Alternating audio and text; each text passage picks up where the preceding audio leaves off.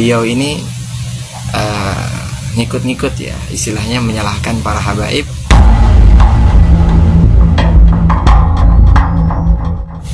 Dan lucunya di situ beliau seakan-akan sependapat dengan sosok Imaduddin dan kawan-kawannya, yang mana saat-saat ini membuat umat ini berpecah belah, membuat fitnah kepada keturunan Nabi Muhammad SAW. Pak Haji, sebelum saya mulai surat terbuka saya, beberapa waktu lalu saya sempat membuat konten juga pembelaan saya terhadap keluarga Pak Haji, ya, yang mana dibilang anak Pak Haji narkoba lah, apa segala macam, itu kami bela.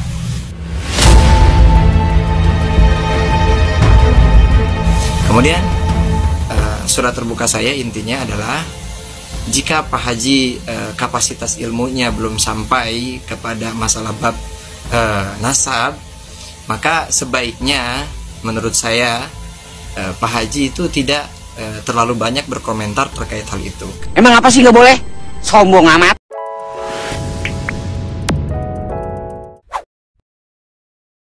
Surat terbuka saya untuk Pak Haji Rhoma Irama, yang mana pada akhir-akhir ini beliau ini ngikut-ngikut ya, istilahnya menyalahkan para habaib keturunan Rasulullah SAW, para Sayyid Syarif yang tidak mau tes DNA.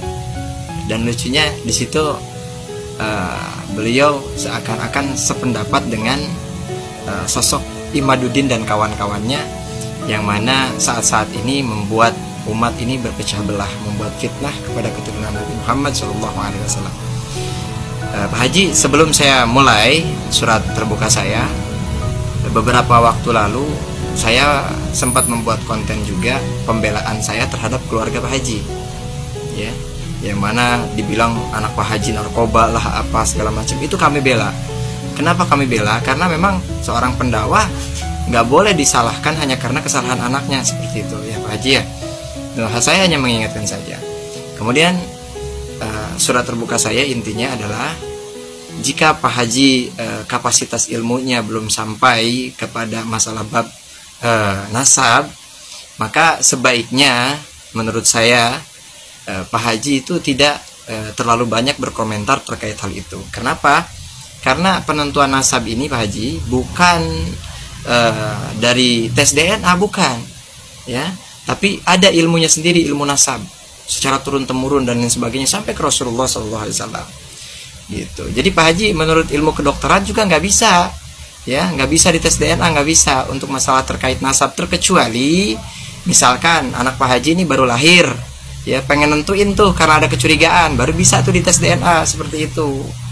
Dan memang hukumnya kami ini para habaib, ulama-ulama kami para habaib itu punya ijtihad sendiri, ya, nggak bisa sama dengan pendapat Anda, nggak bisa, karena punya ijtihad sendiri.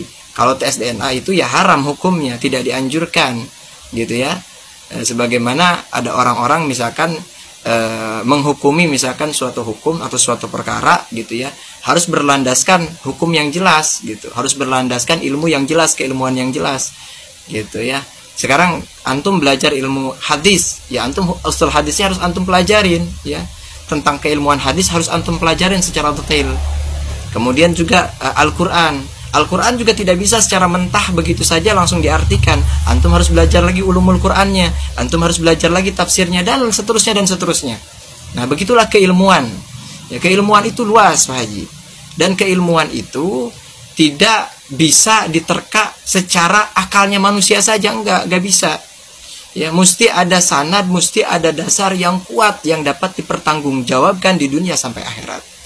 Makanya kenapa kok ada ijtihad ulama kami daripada habaib ini, ada ijtihad tidak membolehkan mengharamkan ataupun mengharamkan daripada tes DNA tersebut, gitu, bukan karena takut, bukan.